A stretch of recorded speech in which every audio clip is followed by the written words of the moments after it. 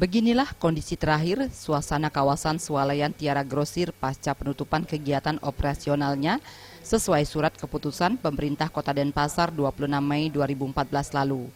Kawasan niaga yang sebelumnya ramai dengan aktivitas jual beli sejak setahun terakhir sepi tak berpenghuni.